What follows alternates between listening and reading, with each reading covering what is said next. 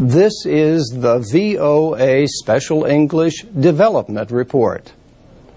In 2003, the government of Kenya established a program of free primary education for all children. But there are not enough public schools for all the children who live in the crowded slums of Nairobi.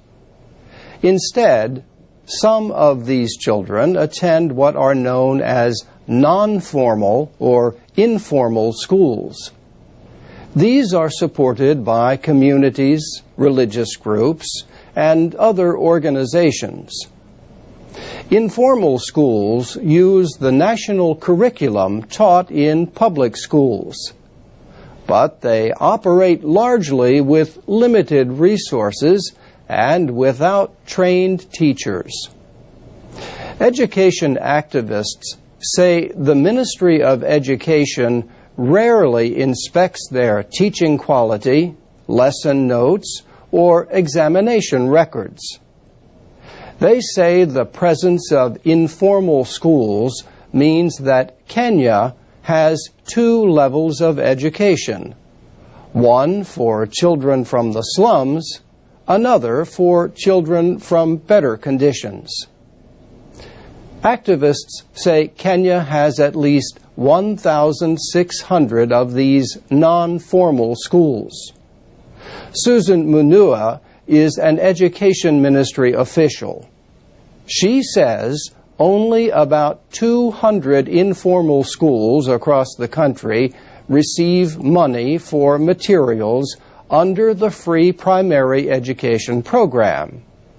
She says one slum in Nairobi, Mathare, has only about 3 public primary schools nearby. These can serve 2,000 children at most, but she says the Mathare slum alone has more than 300,000 children of school age.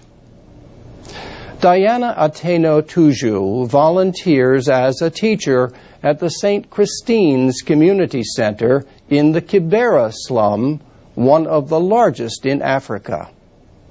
She says the government has provided books for her school only one time during the past few years. Many parents do not have the money to buy books, so sometimes the teachers pay for them. She says many students are sleepy and unable to pay attention in class because there is not enough food for them at home. For the children at St. Christine's, the midday meal they are served might be their only meal all day. A government spokesman says the government is trying to discourage informal schools. Alfred Mutua says every child in Kenya has the ability to get the same education. The government, he says, has never rejected a child from a public school. He also says the government is building more schools, but it will take time. And that's the VOA Special English Development Report. Transcripts and podcasts of our reports are at voaspecialenglish.com.